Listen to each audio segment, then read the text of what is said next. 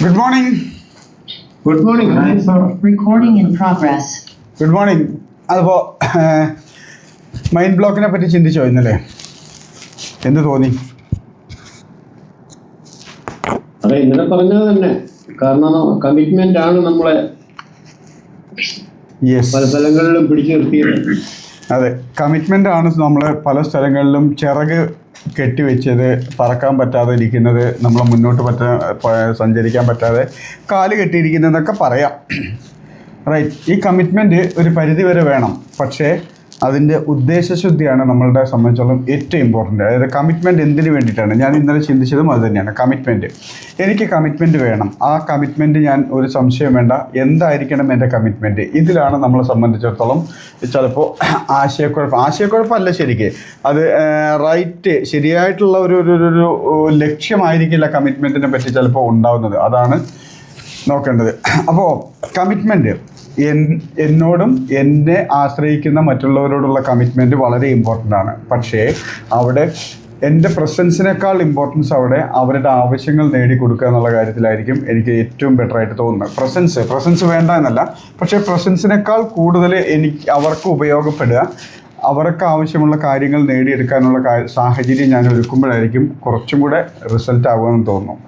Presence വേണം, വേണ്ടെന്നല്ല, പക്ഷേ പ്രസൻസിനേക്കാൾ ഉപരി നമ്മൾ നേടിക്കൊടുക്കാനുള്ള കാര്യങ്ങൾ നേടിക്കൊടുക്കുക എന്നുള്ളതാണ്. അപ്പോൾ നേരത്തെ പറഞ്ഞ പോലെ തന്നെ മൈൻഡ് ബ്ലോക്ക് സത്യമാണ്, ഒരു സംശയമില്ല. മൈൻഡ് ബ്ലോക്ക് എന്ന് പറയുന്ന സാധനം നമുക്കുണ്ട്. അത് അറിഞ്ഞോ അറിയാതെയോ നമ്മളുടെ ലൈഫിൽ നമ്മളോടൊപ്പം കൂടിയിരിക്കുന്ന ഒരു സാധനങ്ങളാണ്. ഞാൻ ഇന്നലെ പറഞ്ഞ പോലെ തന്നെ ജസ്റ്റ് ഒന്ന് ചിന്തിച്ച് നോക്കി. ഇത് നമ്മളുടെ മലയാളികളുടെ, പ്രത്യേകിച്ച് ഇന്ത്യക്കാരുടെ ഒരു ക്യാരക്ടറിനെ ബേസ് ചെയ്തിട്ട്, ഇന്ത്യക്കാരെ മാത്രമല്ല ഒരു ഏഷ്യക്കാരിലെ ഒരു പരിധി വരെ ക്യാരക്ടറിനെ ബേസ് ചെയ്തിട്ട് വന്നിരിക്കുന്നത്. ഈ നമ്മുടെ ലോകത്തിലെ ഏറ്റവും അധികം രസകരമായ കാര്യമാണ്, ലോകത്തിലധികം ഹാപ്പിനെസ്, ജീവിതത്തിൽ സന്തോഷം, ഹാപ്പിനെസ് അനുഭവിക്കുന്ന ജനത എന്ന് പറയുന്നത് നമുക്കറിയാം സ്കാൻഡിനേവിയൻ രാജ്യങ്ങളാണ്. ശരിയല്ലേ? അവർക്ക് ഇങ്ങനെ ഒരു പ്രശ്നമില്ല. മൈൻഡ് ബ്ലോക്ക് എന്നുള്ളതോ കമ്മിറ്റ്മെൻ്റ് എന്ന് പറയുന്നൊരു പ്രശ്നമില്ല. അപ്പോൾ നമ്മളുടെ പ്രശ്നങ്ങളുടെ കാരണം എന്താ? കാരണം അവർക്ക് നമ്മളെപ്പോലുള്ള കുടുംബ ബന്ധങ്ങളോ മറ്റ് ബന്ധങ്ങളുടെ തീവ്രതയൊന്നും അവരുടെ ലൈഫിലില്ല. സത്യമല്ലേ? നമ്മൾ അനുഭവിച്ചറിഞ്ഞിട്ടില്ല, പക്ഷേ കേട്ടറിഞ്ഞൊരു സത്യമാണത്. നമ്മൾ ഇന്ത്യക്കാരെ, പ്രത്യേകിച്ച് ഏഷ്യൻ രാജ്യങ്ങളിലുള്ള ശരിയാണ് സാറേ. അപ്പോൾ അതാണ് സംസ്കാരത്തിൽ നിന്ന് ഉടലെടുത്താണ് സാറേ. സംസ്കാരത്തിൽ നിന്ന് ഉടലെടുത്ത സത്യം. പക്ഷേ അങ്ങനെ നമുക്ക് ചോദിച്ചാലോ, എന്തുകൊണ്ട് നമുക്ക് ആ ഒരു സംസ്കാരം ഉണ്ടായില്ല എന്ന് ചോദിച്ചാലോ? അതോടെ നിൽക്കട്ടെ. ഇല്ല, അത് നമ്മൾ ജനിച്ചു വളർന്ന സാഹചര്യം അതിനകത്ത് ഉൾക്കൊള്ളുന്നില്ലേ? സംസ്കാരം എന്ന് പറയുന്നത് അതിനകത്ത് വരുന്നതല്ലേ ഏകദേശം ഒരു പരിധി വരെ. അല്ല, തീർച്ചയായിട്ടും സാറേ, അതാണ് നമ്മളുടെ എല്ലാ ജീവിത അവസ്ഥകളുടെയും കാരണം. ഇപ്പോൾ ഉദാഹരണത്തിന് ഞാൻ ജനിച്ചു വളർന്ന എൻ്റെ ഫാമിലി, അതായത് മാതാപിതാക്കളും മറ്റ് ഫാമിലിയും അതോടൊപ്പം തന്നെ സറൗണ്ടിങ്, എൻ്റെ ചുറ്റുപാടും എന്നെ സ്വാധീനിക്കുന്നുണ്ട്, അല്ലെങ്കിൽ എന്നെ സ്വാധീനിച്ചിട്ടുണ്ടല്ല, എന്നെ ഡിസൈൻ ചെയ്തിരിക്കുന്നു. ഞാൻ നേരത്തെയൊക്കെ ചിന്തിച്ചൊരു കാര്യമുണ്ട്, ഇവിടെ ഈ കുടുംബത്തിൽ ഈ മാതാപിതാക്കൾക്ക് ഈ നാട്ടിലുള്ളവർക്കല്ല ഞാൻ ജനിച്ചിരുന്നെങ്കിൽ ഇന്നത്തെ എൻ്റെ അവസ്ഥ എന്താകുമായിരുന്നു? നേരത്തെ പറഞ്ഞ പോലെ തന്നെ സ്കാൻഡിനേവിയൻ രാജ്യങ്ങളിലാണ് ജീവിച്ചിരുന്നെങ്കിൽ എനിക്ക് അതാണല്ലോ ശരി, അവിടുത്തെ ശീലങ്ങളും അവിടുത്തെ സാഹചര്യങ്ങളും. അങ്ങനെ ചിന്തിക്കാൻ നമുക്ക് പറ്റൂ. കാരണം നമ്മൾ ഇവിടെ അല്ല ജനിച്ചിരുന്നെങ്കിൽ, ജനനം എന്ന് പറയുന്നത് നമ്മൾ ആലോചിച്ചിട്ടോ അല്ലെങ്കിൽ നമ്മൾ പറഞ്ഞിട്ടോ ചെയ്യുന്നതല്ലല്ലോ. അതല്ല സാറേ, നമ്മൾ പലപ്പോഴും കേട്ടും മറ്റു കാര്യങ്ങളിലും പരിചയമുണ്ട്. കാരണം ഒരേ അച്ഛനും അമ്മയ്ക്കും ജനിച്ച രണ്ട് കുട്ടികൾ രണ്ട് വ്യത്യസ്ത സാഹചര്യങ്ങളിൽ വളരേണ്ടി വന്നാലുള്ള അവസ്ഥ നോക്കി. അത് ശരിയാ, സംഭവിച്ചിട്ടില്ല അങ്ങനെ എത്രയോ. അൺഎക്സ്പെക്റ്റഡ് ആയിട്ട് അങ്ങോട്ടും ഇങ്ങോട്ടും മാറിപ്പോയാൽ തന്നെ വിഷയങ്ങൾ മാറുന്നുണ്ട്. യെസ്, ഒന്നും വേണ്ട സാറേ, ഒരു നേഴ്സിന് ഒരു കയ്യബദ്ധം പറ്റിയ പോലെ പറഞ്ഞിട്ടില്ലേ? ജനിച്ചു കിടക്കുന്ന സ്ഥലത്തിന് ജസ്റ്റ് ഒരു കയ്യബദ്ധം പറ്റി, അറിഞ്ഞോ അറിയാതെ ഒരു അബദ്ധം പറ്റിയ ഒരു കൈമാറ്റം സംഭവിച്ചാൽ പോരെ, നമ്മളുടെ ലൈഫ് മുഴുവൻ മാറും. അപ്പോൾ സാഹചര്യങ്ങൾ അത് സ്വാഭാവികമായിട്ട്, ഞാൻ ഇന്ന മാതാപിതാക്കൾക്ക് ജനിച്ചു എന്നുള്ളതിനേക്കാളുപരി ഞാൻ ജനിച്ച ശേഷം ഏത് സാഹചര്യങ്ങളിലാണ് എൻ്റെ ക്യാരക്ടർ, എൻ്റെ സ്വഭാവം, എൻ്റെ ചുറ്റുപാട് രൂപപ്പെട്ടെന്നുള്ളത് വളരെ ഇമ്പോർട്ടൻ്റ് ആണ്. അപ്പോൾ ജനനത്തിനേക്കാൾ ഉപരി വളരെ ഇമ്പോർട്ടൻ്റ്. ജനനം നമ്മുടെ കയ്യിലിരിക്കുന്നില്ല, പക്ഷേ അതിന് ശേഷമുള്ള ജീവിതം ഇപ്പോൾ ഒരു പരിധിവരെ നമ്മുടെ കയ്യിലില്ലേ? സാഹചര്യങ്ങൾ സ്വാധീനിക്കുന്നുണ്ട്, സത്യം. ഒരു സംശയം വേണ്ട. പക്ഷേ അതിനേക്കാൾ ഉപരി നമ്മളുടെ ഡിസിഷൻ തന്നെയാണ് നമ്മളെ സ്വാധീനിക്കുന്നത്. ചുമ്മാ ഒരു എക്സാമ്പിൾ, ഈ നമ്മുടെ ജോസഫ് സാറ് പോയിട്ടുണ്ടോയെന്ന് എനിക്കറിയില്ല, പക്ഷേ പ്രസാദ് സാറൊക്കെ കുറച്ച് കാലം പുറത്ത് ജീവിതം ജീവിച്ച് തീർന്നിട്ടുള്ള ആളാണ്. മീൻസ് വിദേശ രാജ്യങ്ങളിൽ പോയി ജീവിച്ചിട്ടുള്ള ആളാണ്. ഇവിടുത്തെ നമ്മളുടെ ജീവിതത്തിൻ്റെയും ചുറ്റുപാടിൻ്റെയും നമ്മളുടെ സ്വഭാവമൊക്കെ അവിടെ എടുത്തു കഴിഞ്ഞാൽ എങ്ങനെ ഉണ്ടാവും? അങ്ങനെ പറ്റത്തില്ല സാറേ. അവിടുത്തെ സാഹചര്യത്തിനനുസരിച്ച് നമ്മൾ ജീവിച്ചാൽ പറ്റും. അപ്പോൾ നമ്മുടെ മൈൻഡ് സെറ്റ് നമ്മൾ അറിയാതെ ഓട്ടോമാറ്റിക്കായിട്ട് ചേഞ്ച് ആവുന്നില്ലേ സാഹചര്യത്തിനനുസരിച്ച്? തീർച്ചയായും ഉണ്ട്. അപ്പോൾ വേണമെങ്കിൽ അതും സംഭവിക്കുന്ന അർത്ഥം. വേണമെങ്കിൽ, അതായത് ഇവിടെ അങ്ങനെ പറ്റില്ല, ഇവിടെ ഇങ്ങനെ പറ്റൂ എന്നൊരു സാഹചര്യം നമ്മുടെ ജീവിതത്തിൽ നമുക്ക് നിർബന്ധപൂർവ്വം അനുസരിക്കേണ്ടി വരുമ്പോൾ നമ്മൾ ഏത് തലത്തിലേക്കും മാറില്ലേ ലൈഫ്? മനുഷ്യന് മാറാൻ പറ്റില്ല എന്ന് പറഞ്ഞാൽ വെറുതെ പറയണതാ. ഏത് തരത്തിലും മാറാം. Yes sir. അതായത് നമ്മളുടെ ജീവിതം, എക്സാമ്പിൾ പറയാണ്, നമ്മളുടെ ജീവിതം ഒന്ന് ചിന്തിച്ച് നോക്കുക. ഞാൻ കഴിഞ്ഞ ദിവസം ജസ്റ്റ് ചിന്തിച്ചൊരു കേസാണ്. ഇന്നലെ നമ്മൾ പറഞ്ഞിരുന്നല്ലോ, ഇന്നലെ ചിന്തിച്ചൊരു കേസാണ്. ഒരു സാധാരണ കുടുംബത്തിൽ ജനിച്ച് വളർന്ന ഒരാൾ, ജസ്റ്റ് ഒരു എക്സാമ്പിൾ മാത്രം എടുത്താൽ മതി. അവനൊരു 3 വർഷക്കാലം സ്റ്റാർ ഹോട്ടലിൽ തന്നെ ജീവിച്ച് അവിടെ തന്നെ നിലനിൽക്കേണ്ട ഒരു സാഹചര്യം വന്നിട്ടുണ്ടെങ്കിൽ പുള്ളിയുടെ ലൈഫിൽ എന്തൊക്കെ ചേഞ്ച് ചെയ്തെന്ന് ചിന്തിച്ച് വയ്ക്കുക. ഒരു സാധാരണ കുടുംബത്തിൽ ജനിച്ചു വളർന്നു, ജോലിയുമായിട്ട് ബന്ധപ്പെട്ടോ മറ്റേതെങ്കിലും സാഹചര്യങ്ങളുമായിട്ട് ബന്ധപ്പെട്ടോ 3 വർഷക്കാലം തുടർച്ചയായിട്ട് ഒരു 5 സ്റ്റാർ അല്ലെങ്കിൽ 7 സ്റ്റാർ ഹോട്ടലിൽ ജീവിക്കേണ്ടി വന്നാൽ അവൻ്റെ ലൈഫ് എങ്ങനെ മാറിയിട്ടുണ്ടോ ചിന്തിച്ച് വയ്ക്കുക. അവരുടെ ജീവിതം നിലവാരം മെച്ചപ്പെടും.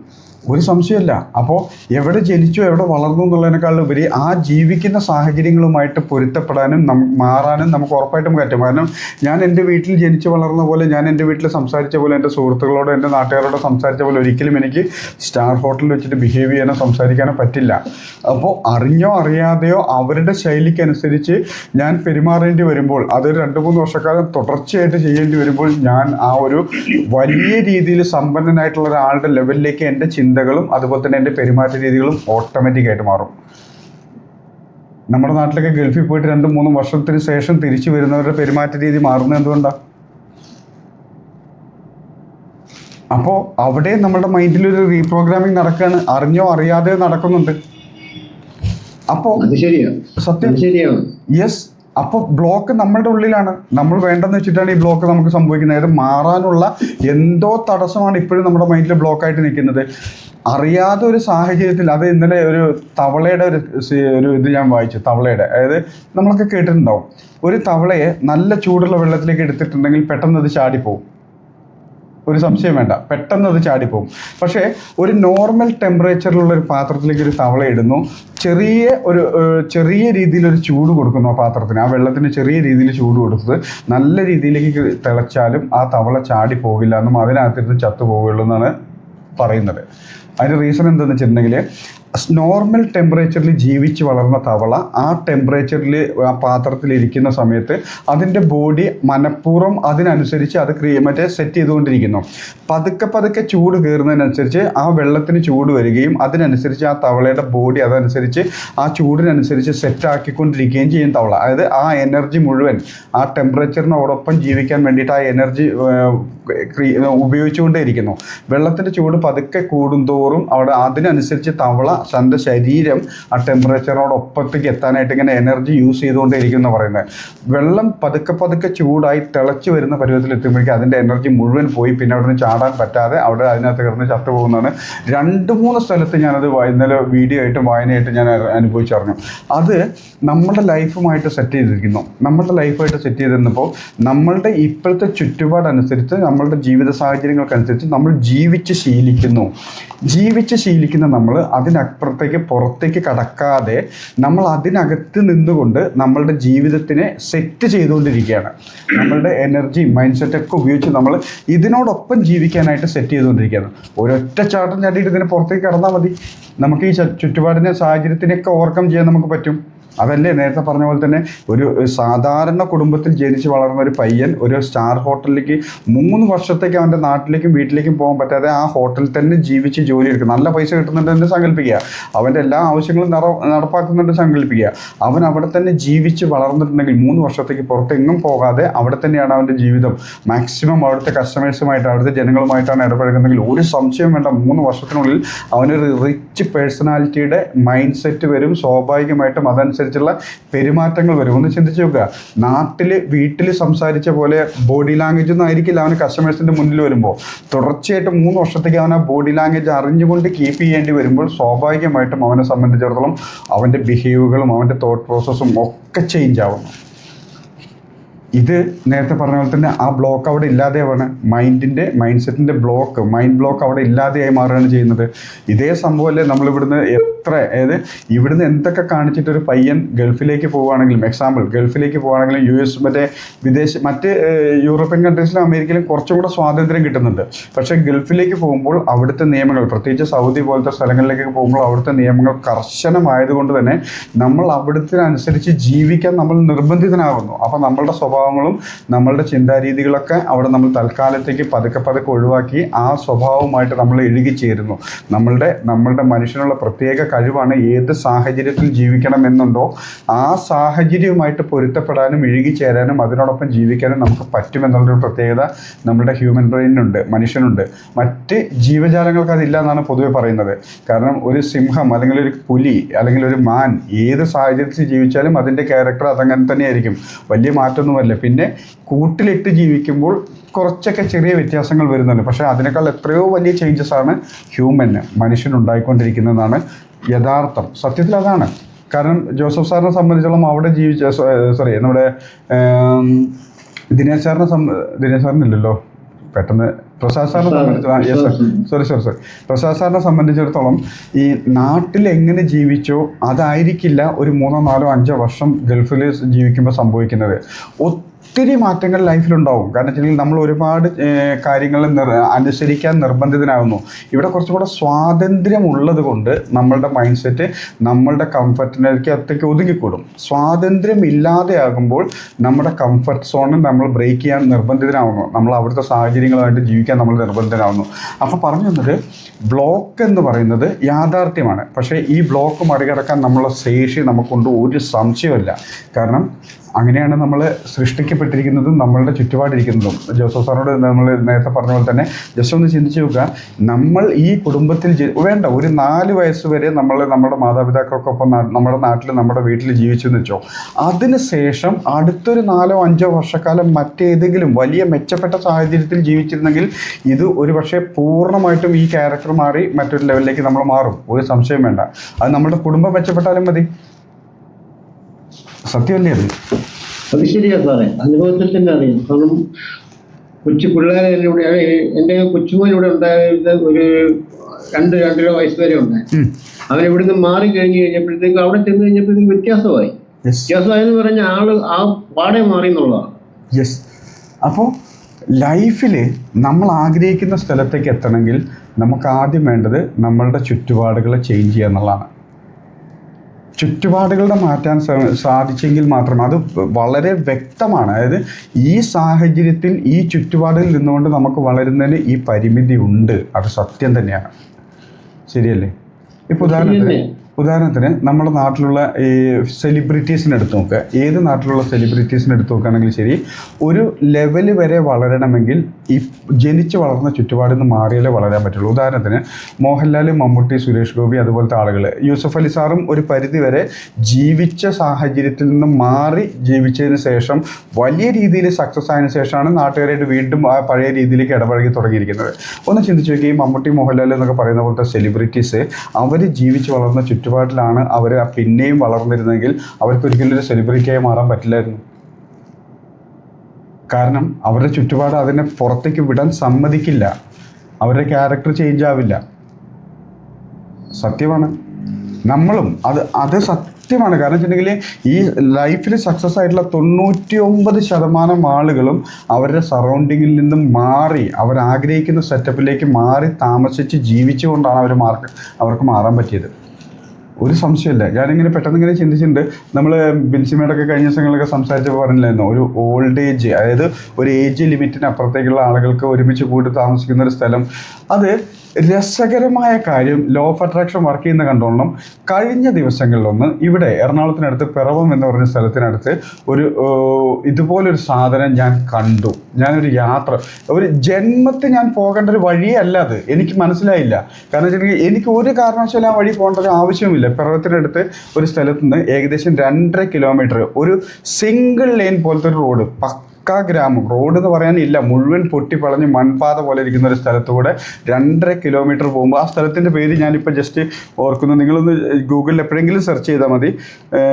ഞാൻ അന്ന് പോയ വഴി ഞാൻ മോനോട് പറഞ്ഞു ഗ്രേസ് ലാൻഡ്, അതിൻ്റെ പേര് എഴുതിയെടുത്തോളം പറഞ്ഞു ഗ്രേസ് ലാൻഡ്. എന്നിട്ട് ഞാൻ അവിടെ സെക്യൂരിറ്റിനോട് ഞാൻ സംസാരിച്ചു. അവിടെ സെക്യൂരിറ്റിനോട് സംസാരിച്ചപ്പോൾ ഗ്രേസ് ലാൻഡ് എന്നാണ് സ്ഥലത്തിൻ്റെ പേര്.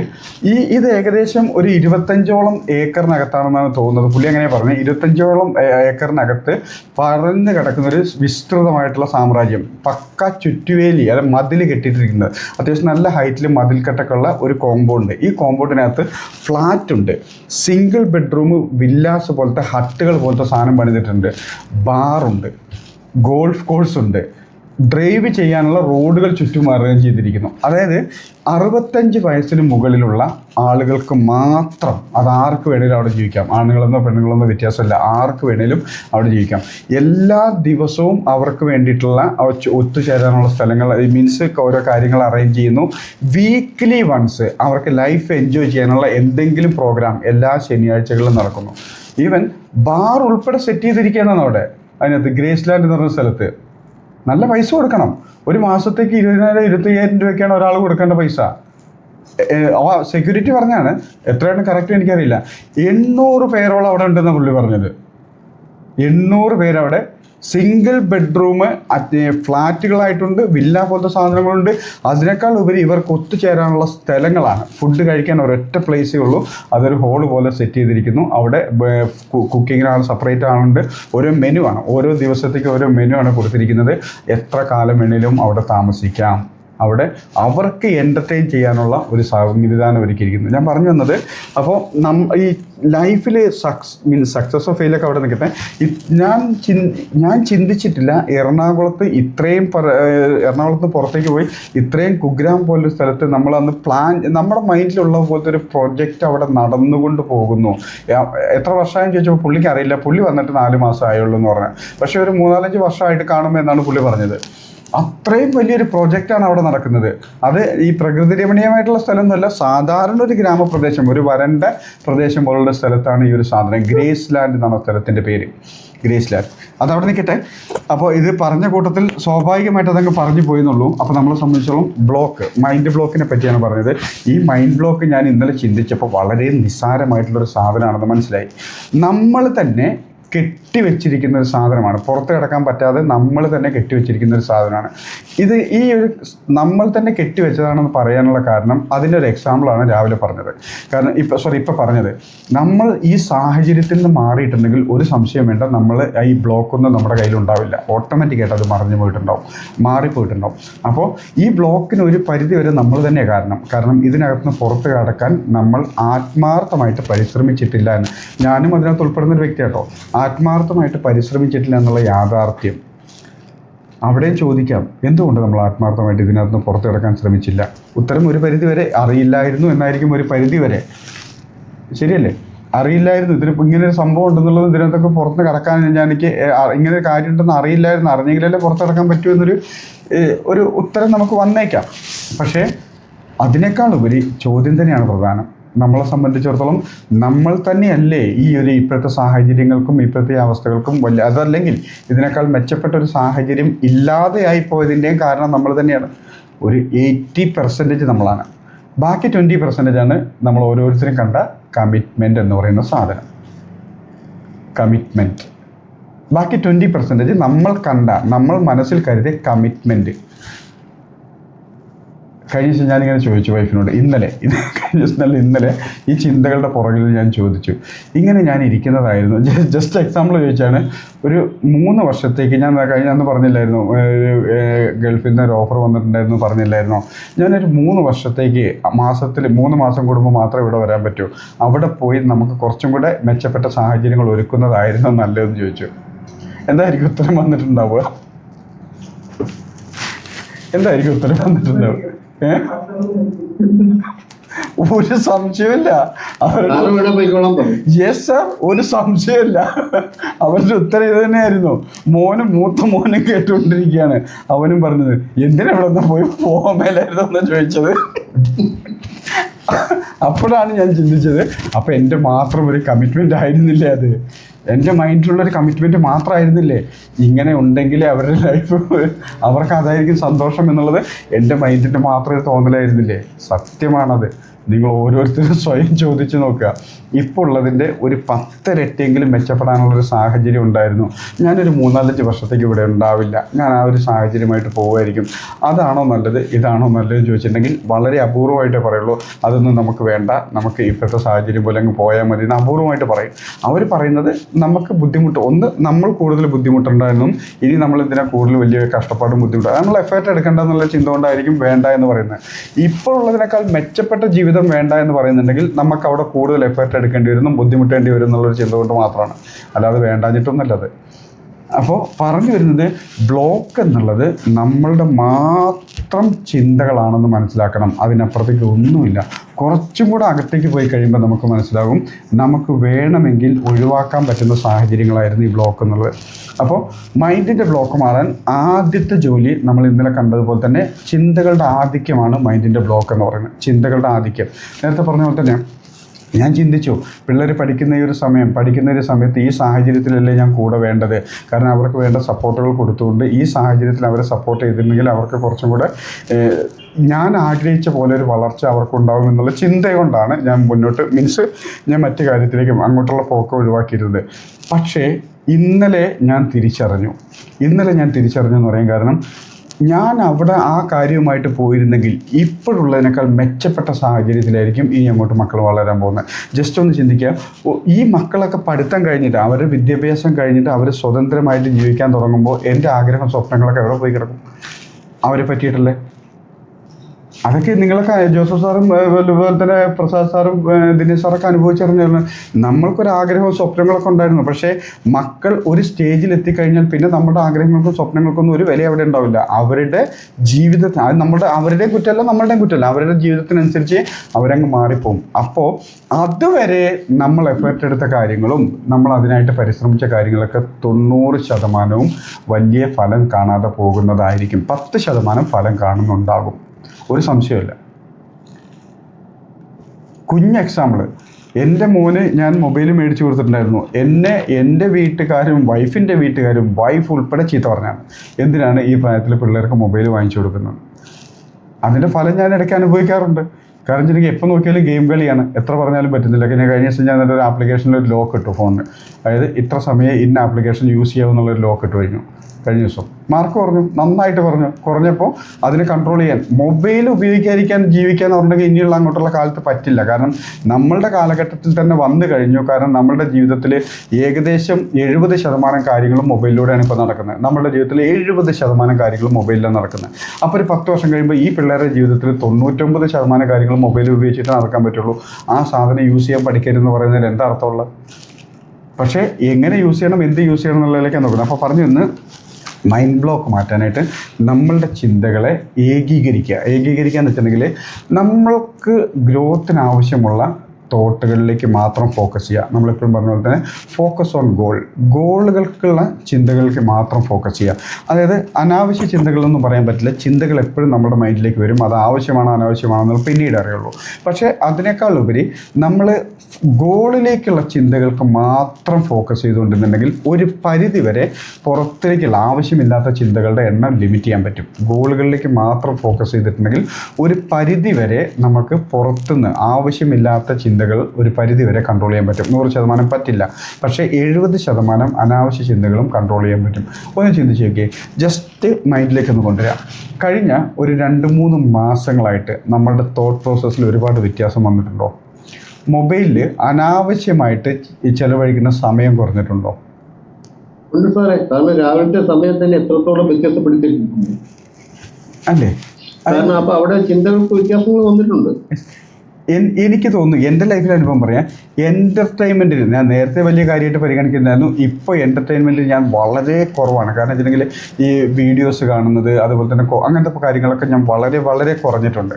ഇപ്പോൾ എന്ന് വെച്ചിട്ടുണ്ടെങ്കിൽ ഞാൻ മറ്റ് ജോലി ചെയ്യുമ്പോൾ ചുമ്മാ, അതായത് ഒരു ജോലിയിൽ ഫോക്കസ് ചെയ്യേണ്ടി വരുന്ന സമയത്ത് ചുമ്മാ കേൾക്കാൻ വേണ്ടി മാത്രമേ ഇത്തരം വീഡിയോസും പാട്ടിലേക്കും അങ്ങനത്തെ കാര്യങ്ങളിലേക്കൊക്കെ ഞാൻ പോകുന്നുള്ളൂ. അതല്ലാത്ത എന്നെ സംബന്ധിച്ചോളം നേരത്തെ എന്നൊക്കെ എൻ്റെ വൈഫ് ഇപ്പോഴും നേരെ തിരിച്ചാണ്. നേരെ തിരിച്ചെന്ന് വെച്ചിട്ടുണ്ടെങ്കിൽ പല ജോലികളും അവിടെ കിടക്കും, മൊബൈലിലായിരിക്കും മിക്ക സമയത്തും ഉണ്ടാകുന്നത്. പക്ഷേ മൊബൈൽ ഉപയോഗിക്കേണ്ടെന്ന് ഞാൻ പറയില്ല. പക്ഷേ ഞാൻ പറഞ്ഞു തന്നേ ഉള്ളൂ, നിനക്ക് ഗ്രോത്തുള്ള കാര്യത്തിന് വേണ്ടിയിട്ടാണെങ്കിൽ ഉപയോഗിച്ചോ. ഏതെങ്കിലും ഒരു ഭാഷ പഠിക്കാൻ ഉപയോഗിച്ചോ, അല്ലെങ്കിൽ പുതിയ കുക്കിംഗ് ആണ് ഇഷ്ടമെങ്കിൽ കുക്കിങ്ങുമായിട്ട് ബന്ധപ്പെട്ട കാര്യങ്ങൾക്ക് പഠിച്ചോ. പക്ഷേ ഈ ചുമ്മാ ഇരുന്ന് മനസ്സിന് ഒരു ഒരു എൻ്റർടൈൻമെൻറ്റ് കൊണ്ടുവരുന്ന കാര്യങ്ങളിലേക്ക് സമയം കളയരുത് എന്ന്. അതായത് പറഞ്ഞു വരുന്നത്, നമ്മളുടെ തോട്ട്, നമ്മുടെ ഈ ബ്ലോക്ക് മാറാനായിട്ട് ആദ്യത്തെ സ്റ്റെപ്പ് എന്ന് വെച്ചിട്ടുണ്ടെങ്കിൽ നമ്മുടെ തോട്ട്സിനെ, നമ്മുടെ ചിന്തകളെ കൺട്രോൾ ചെയ്യുക എന്നുള്ളതാണ് ആദ്യത്തെ സ്റ്റെപ്പ്. ചിന്തകളെ കൺട്രോൾ ചെയ്യുക എന്നുള്ളത് നടക്കുന്ന കാര്യമാണ്, നടക്കാത്ത കാര്യമൊന്നുമല്ല. ചിന്തകളെ കൺട്രോൾ ചെയ്യുക. ഈ പലപ്പോഴും നമുക്ക് ഓവർ തിങ്കിങ്, അനാവശ്യമായിട്ടുള്ള ചിന്തകൾ വരുന്നത് നമ്മളെപ്പോഴും മൈൻഡ് ഫ്രീ ആയിരിക്കുന്ന സമയത്താണ്. അനാവശ്യമായിട്ടുള്ള ചിന്തകൾ, അനാവശ്യം എന്ന് വെച്ചിട്ടുണ്ടെങ്കിൽ നമുക്ക് ഗുണകരമല്ലാത്ത ചിന്തകൾ വരുന്നത് മൈൻഡ് ഫ്രീ ആയിരിക്കും. അതായത് വേറെ കാര്യങ്ങളിലേക്കൊന്നും ഫോക്കസ് ചെയ്യേണ്ട ആവശ്യമില്ലാത്ത സമയത്താണ് നമുക്ക് ഗുണകരമല്ലാത്ത ചിന്തകളൊക്കെ വരുന്നത്. അപ്പോൾ മിക്കപ്പോഴും നമ്മളുടെ ആവശ്യങ്ങളിൽ അല്ലെങ്കിൽ ഗോളുകളിൽ ഫോക്കസ് ചെയ്തിട്ടുണ്ടെങ്കിൽ നമ്മളുടെ ചിന്തകളുടെ, നമ്മൾക്ക് ഗുണകരമല്ലാത്ത ചിന്തകളുടെ എണ്ണം കുറയും എന്നുള്ളതാണ് ഒന്നാമത്തെ കാര്യം. അപ്പോൾ ചിന്തകളുടെ എണ്ണം കുറയ്ക്കാൻ ഏറ്റവും, അതായത് നേരത്തെ പറഞ്ഞ തന്നെ ബ്ലോക്ക് വരുന്നത് കൊണ്ടാണ് കൺജക്ഷൻ, അതായത് എണ്ണ കൂടുതൽ, എന്തൊക്കെയാണോ അളവിൽ കൂടുതലുള്ളത് അവിടെയാണ് ബ്ലോക്ക് വരുന്നത്. അപ്പോൾ ഈ അളവിൽ കൂടുതലുള്ളതിനെ ഒഴിവാക്കാൻ ആദ്യത്തത് നമ്മളുടെ ചിന്തകളെ ഏകീകരിക്കുക, അത് നമ്മളുടെ ഗോളുകളിൽ ഫോക്കസ് ചെയ്തുകൊണ്ടിരിക്കുക. അങ്ങനെ നമുക്ക് ഗുണകരമല്ലാത്തൊരു ചിന്ത വരുമ്പോൾ നമ്മൾ അപ്പം ചോദിക്കുക, ഇത് എനിക്കെന്തിനാണ് ഇപ്പോൾ ഈ ഒരു ചിന്തിക്കേണ്ട കാര്യം ഇരിക്കുന്നത്, ഇന്ന കാര്യത്തിന് വേണ്ടിയിട്ട്. അല്ലെങ്കിൽ സ്റ്റോക്ക് മാർക്കറ്റിൽ, ഇപ്പോൾ നമ്മൾ സ്റ്റോക്ക് മാർക്കറ്റാണ് ഒട്ടുമിക്ക ഇരിക്കുന്നത്, സ്റ്റോക്ക് മാർക്കറ്റിൻ്റെ ട്രെൻഡും പാറ്റേണും പഠിക്കാനായിട്ട് ഞാൻ കുറച്ചും കൂടെ സമയം ചിലവഴിച്ചൂടെ? അതിനെനിക്ക് 4 ചാർട്ട് നോക്കി ഒന്ന് ചിന്തിച്ച് നോക്കിയേ. നിങ്ങൾക്ക് ഇഷ്ടപ്പെട്ട സ്റ്റോക്ക് മാർക്കറ്റിൽ ഇഷ്ടപ്പെട്ട ഒരു ചാർട്ട് നോക്കാനോ ഒരു സ്റ്റോക്കിനെ അനലൈസ് ചെയ്യാൻ നിൽക്കുമ്പോൾ മറ്റ് ചിന്തകൾ അനാവശ്യമായിട്ട് കയറി വരാറുണ്ടോ? വരില്ല. എപ്പോഴാണ് നമുക്ക് അനാവശ്യ ചിന്തകൾ വരുന്നത്? അനാവശ്യം എന്ന് പറയുമ്പോൾ വീണ്ടും ചിന്തിക്കുക, നമുക്ക് ഗുണകരമല്ലാത്ത ചിന്തകൾ എപ്പോഴാണ് കയറി വരുന്നത്? പ്രത്യേകിച്ച് ആക്ടിവിറ്റീസ് ഒന്നും ഇല്ലാതെ മൈൻഡ് ഫ്രീ ആയിരിക്കുന്ന സമയത്ത് ഈ സാധനം കയറി വരുള്ളൂ. അപ്പോൾ മൈൻഡിനെ ഫോക്കസ് ചെയ്യിക്കുക, ഗോളുകളിലേക്ക് ഫോക്കസ് ചെയ്യുക. അപ്പോൾ ഓട്ടോമാറ്റിക്കായിട്ട് സംഭവം വരും. രണ്ടാമത്തത് 2 കാര്യങ്ങൾ ഒരുമിച്ചുണ്ട്. ഒന്ന് നമ്മളുടെ ഭയം എന്നുള്ളത് ഒറ്റ വാക്കിൽ നമ്മൾ കാണുന്ന അർത്ഥമല്ല ഭയം എന്നുള്ളത്. ഉദാഹരണത്തിന് നമുക്ക് പലപ്പോഴും ഹൈറ്റ്, ഉയരം എന്ന് പറഞ്ഞാൽ ജീവിതത്തിലെ ഉയരങ്ങളാണ്. വലിയ ഉയരങ്ങൾ ഭയക്കുന്നതിൻ്റെ പ്രധാന കാരണങ്ങളൊന്ന് അനാവശ്യമായിട്ടുള്ളൊരു ചിന്തയാണ്. ഇതെങ്ങനെ നഷ്ടപ്പെട്ടാൽ, താഴെ വീണാൽ എന്തായിരിക്കും അവസ്ഥ എന്നുള്ള ചിന്ത കൊണ്ടാണ് പലപ്പോഴും ഉയരത്തിനെ ഭയക്കുന്നത്. അതായത് ജീവിതത്തിലെ ഉയരങ്ങളാണെങ്കിലും ശരി, ബാക്കിയുള്ള എന്ത് ഉയരങ്ങളാണെങ്കിലും ശരി, ഉയരത്തിനെ ഭയക്കുന്നത് മുകളിലേക്ക് പോകാനുള്ള ഭയമല്ല, ഇൻ കേസ് എന്തെങ്കിലും സംഭവിച്ച് താഴെ വീണാലോ എന്നുള്ള ഭയം കൊണ്ട്. ആ ഭയത്തിന് മറികടക്കാൻ ഒരൊറ്റ മാർഗ്ഗമേ ഉള്ളൂ. താഴെ വീണാലും എന്താ സംഭവിക്കാൻ പോകുന്നത്? അത്രേ ഉള്ളൂ, വേറൊന്നും സംഭവിക്കാനില്ല. ഒന്നും സംഭവിക്കാനില്ല, താഴെ കിടക്കും. അതാ ഫക്രീദ് സാറ് വളരെ സിമ്പിളായിട്ട് പറഞ്ഞത്. അവിടെ കിടക്കും, വേറെ ഒന്നും സംഭവിക്കാൻ പോകുന്നില്ല. അപ്പോൾ എന്ത് അപകടം സംഭവിച്ചാലും സാറേ, ഈ സൈക്കോളജിസ്റ്റ് പറയുന്നത് പിന്നെ കൊച്ചിലേ ഉള്ള ചില ഇൻസിഡന്റുകള് നമ്മുടെ ജീവിതത്തില് ഒരു ബ്ലോക്കായിട്ട് കിടക്കുന്നു. സത്യമാണ്. അപ്പൊ ആ ബ്ലോക്കുകളെ മാറ്റാൻ അവര് ചില പരിപാടികളൊക്കെ ആസൂത്രണം ചെയ്യുന്നുണ്ട്. അതും ഇതുമായിട്ട് എങ്ങനെയാണ് ബന്ധം? നമ്മൾ തന്നെയല്ല, ഇപ്പൊ സാർ പറയുന്നത് നമുക്ക് തന്നെ മാറ്റാൻ ഉള്ള ശ്രമങ്ങളാണ്. മറ്റുള്ള സൈക്കോളജിസ്റ്റ് അവര് ചില മെത്തേഡിലൂടെ അതൊക്കെ മാറ്റുന്നുണ്ട് പെട്ടെന്ന്. അപ്പൊ അത് എന്താണ്, അത് തമ്മിലുള്ള വ്യത്യാസം എന്താണെന്നുള്ള നമ്മൾ ട്രൈ ചെയ്യുന്നത് അവർ ചെയ്യുന്നതും തമ്മിലുള്ള ബന്ധം? ഫക്രു സാർ ഒന്നുകൂടെ ആഴത്തിൽ ചിന്തിച്ച് നോക്കുമ്പോൾ ഒരു ഉത്തരം കിട്ടും. ഈ സൈക്കോളജിസ്റ്റുകൾ എന്താണ് സത്യത്തിൽ ചെയ്യുന്നത്? അവർ നമ്മുടെ മനസ്സിനെ തന്നെ അവർ നമ്മളെ കൊണ്ട് തന്നെയല്ലേ ഈ പണിയെടുപ്പിക്കുന്നത്. അതെ അതെ. ഈ ഇഷ്യൂസ് ഒക്കെ മാറ്റാനായിട്ട് അവർ നമ്മളുടെ തോട്ടിനെ തന്നെയാണ് അവർ യൂസ് ചെയ്യുന്നത്, നമ്മളുടെ ചിന്തകൾ തന്നെയാണ് ഈ പ്രശ്നങ്ങളൊക്കെ മാറ്റാൻ അവർ യൂസ് ചെയ്യുന്നത്. അത് നമ്മൾ അറിഞ്ഞുകൊണ്ട് ചെയ്താൽ മതി. അത് ശരിയാണ്. അത് നമ്മൾ അറിഞ്ഞുകൊണ്ടങ്ങ് ചെയ്താൽ മതി. അവരുടെ സപ്പോർട്ടില്ലാതെ നമ്മൾ അറിഞ്ഞുകൊണ്ട് ചെയ്താൽ മതി പണി. അല്ല, നമ്മൾ അറിഞ്ഞുകൊണ്ട് ചെയ്യാൻ കഴിയാതെ കൊണ്ടല്ലേ അങ്ങനെ കിടക്കുന്നത്. അത് കഴിയാത്തത് കൊണ്ടല്ല സാറേ, ഇതാണെന്ന് അറിയാത്തത് കൊണ്ടാണ് നമ്മളത് ചെയ്യാതിരുന്നത്. ഇതാണ് ഇതിൻ്റെ പ്രോബ്ലം സൊല്യൂഷൻ എന്ന് അറിയാത്തത് കൊണ്ടാണ് നമ്മളത് ചെയ്യാതിരുന്നത് എന്നുള്ളതാണ് സത്യം.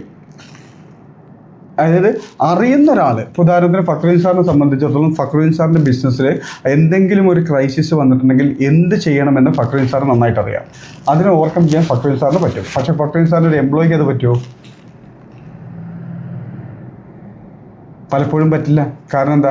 അവർക്കതറിയില്ല. ഈ ഒരു പ്രോബ്ലത്തിനെ എങ്ങനെ കൈകാര്യം ചെയ്യണമെന്ന് അവർക്കറിയില്ല. അതുകൊണ്ടാണ് അത് സാധിക്കാത്തത്. ഇതേപോലെ തന്നെയാണ് മൈൻഡ്. ഇപ്പോൾ ഉദാഹരണത്തിന് പറയാം, നമ്മളുടെ ജസ്റ്റ് ഇപ്പം തൊട്ട് മുമ്പ് പറഞ്ഞ വാക്യം തന്നെ ഒന്ന് ആലോചിച്ച് നോക്കുക. നമ്മളുടെ ഓവർ തിങ്കിങ്ങിനെ ഒഴിവാക്കാൻ ഏക മാർഗം എന്ന് പറയുന്നത് നമ്മളുടെ തോട്ടിനെ ലക്ഷ്യത്തിലേക്ക് ഫോക്കസ് ചെയ്താൽ മതി. അപ്പോൾ നമുക്ക് അനാവശ്യമായിട്ടുള്ള ചിന്തകൾ പുറത്തുനിന്ന് കയറി വരാനുള്ള സാഹചര്യമില്ല. ശരിയല്ലേ? ജസ്റ്റ് ഒരു എക്സാമ്പിൾ ഒന്ന് ചിന്തിച്ച് നോക്കുക. പലപ്പോഴും പറയുന്നുണ്ട് നമുക്കൊന്നും മനുഷ്യനൊന്നും ഒരു അധികം ഫോക്കസ് ചെയ്തിരിക്കാൻ പറ്റില്ല, ഒരു കാര്യത്തിൽ തന്നെ ഫോക്കസ് ചെയ്തിട്ട് അധികം സമയം ഇരിക്കാൻ പറ്റില്ല എന്നുള്ളത് പലപ്പോഴും പറഞ്ഞു കേട്ടിട്ടില്ലേ? ഒന്ന് ചിന്തിച്ച് നോക്കിയാൽ ഒരു കാര്യത്തിൽ നമുക്ക് എത്ര സമയം ഫോക്കസ് ചെയ്തിരിക്കാൻ പറ്റും? ഒരു കാര്യത്തിൽ എത്ര സമയം വരെ കണ്ടിന്യൂസ് ആയിട്ട് ഫോക്കസ് ചെയ്തിരിക്കാൻ പറ്റും? എന്തെങ്കിലും ഒരു കാര്യത്തിൽ എത്ര സമയം വരെ കണ്ടിന്യൂസ് ആയിട്ട് ഫോക്കസ് ചെയ്തിരിക്കാൻ പറ്റും?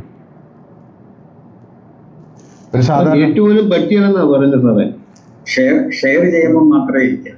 എങ്ങനെ നോക്കാനാണെന്ന് കൂടുതൽ സമയം പറ്റും സാർ. സാറേ 2-3 കാര്യം ചിന്തിച്ചോക്കെ. ഒന്ന്, മാർക്കറ്റിനെ നമ്മൾ സ്നേഹിക്കുന്നു, മാർക്കറ്റ് നമുക്ക് റിസൾട്ട് തരുന്നുണ്ടെങ്കിൽ മാർക്കറ്റിന് മുമ്പിൽ കയറി ഇരിക്കുമ്പോൾ നമുക്ക് ഫോക്കസ്ഡ് ആയിട്ടിരിക്കാൻ പറ്റും. 1. 2, ഇഷ്ടപ്പെട്ടൊരു സിനിമ കാണുമ്പോൾ നമ്മുടെ ചിന്ത വേറെ എങ്ങോട്ടെങ്കിലും പോകുമോ? 2-2.5-3 മണിക്കൂർ നമ്മൾ അവിടെ തന്നെ ഫോക്കസ് ചെയ്തിരിക്കാം. അപ്പോൾ ഫോക്കസ് ചെയ്തിരിക്കാനുള്ള ശേഷി ഇല്ലാത്തതല്ല പ്രശ്നം, എവിടെ ഫോക്കസ് ചെയ്യുന്നു എന്നുള്ളതാണ് എത്ര സമയം ഫോക്കസ് ചെയ്യാൻ പറ്റും എന്നുള്ളതിൻ്റെ പ്രധാന കാരണം.